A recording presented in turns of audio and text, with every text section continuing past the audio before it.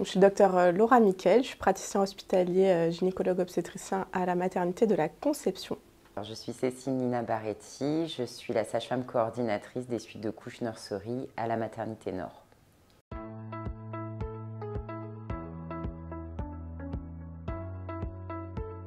C'est un moment clé, la maternité, dans le sens où on est dans cette période des 1000 jours.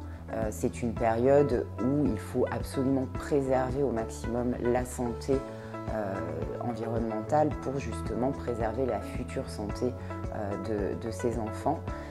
La maternité, c'est le berceau de la génération future. Et donc c'est vraiment notre devoir de protéger cette génération et d'en faire un exemple pour les autres services.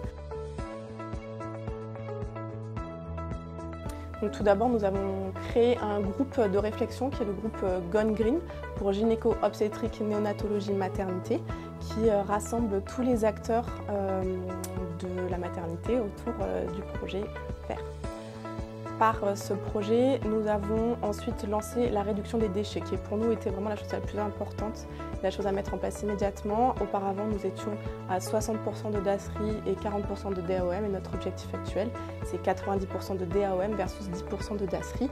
C'est actuellement en cours d'évaluation. Le deuxième point, qui est mis depuis un moment, surtout par l'équipe de néonatologie, c'est la réduction de l'usage unique. Donc on est rentré là-dedans par la diminution de l'usage de tétrelles, qui initialement était uniquement en usage unique et que nous avons passé en réutilisable, restérilisable, donc pour les mamans dont les bébés sont hospitalisés en néonatologie ou en réanimation. Le troisième point a été la plateforme créée. Donc cette plateforme, c'est une plateforme qui est en place depuis plusieurs années, qui a été mise en place par le professeur Perrin et le professeur Bretel, qui vise à évaluer l'exposition environnementale, soit des couples infertiles, soit des femmes qui présentent des pertes de grossesse à répétition. Alors en fait, la maternité Nord est dans un projet, le projet SEMER pour santé environnementale, maternité éco-responsable. En fait, l'aventure a commencé il y a à peu près 1 an et demi, où on a bénéficié d'une subvention de l'ARS pour pouvoir faire un audit par l'agence Primum Nocere et évaluer finalement ce que l'on faisait et ce que l'on pourrait améliorer en termes de santé environnementale.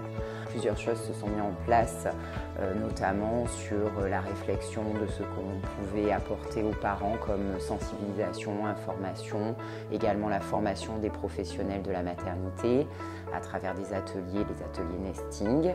On a également réfléchi finalement sur les produits qui pouvaient être utilisés, sur l'hygiène des locaux, les produits qu'on utilise pour faire le ménage, pour la restauration, etc.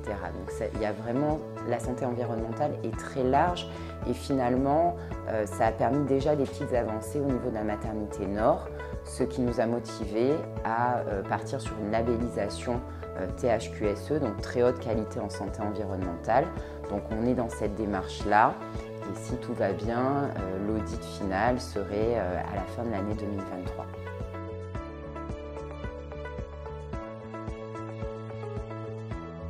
Donc, tout d'abord, nous aimerions enlever totalement les produits d'entretien en mettant en place le nettoyage vapeur.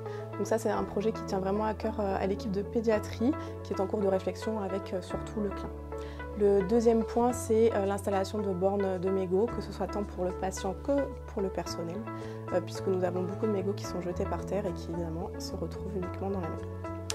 La troisième chose, c'est la création d'un local à vélo sécurisé pour favoriser la mobilité douce, puisqu'actuellement nous avons des problèmes de sécurité sur les vélos personnels. Et ensuite, la dernière chose, c'est l'extension des consultations de la plateforme créée dont je viens de vous parler à d'autres pathologies gynécologiques, notamment l'endométriose et la pathologie fibromateuse. L'idée aussi, c'est que la santé environnementale est un domaine très large. Donc finalement, on peut travailler sur la culture de l'inclusion, par exemple, ou aller encore plus loin sur lutter contre le gaspillage alimentaire. Donc c'est un véritable challenge où on s'est lancé avec la maternité de la Conception.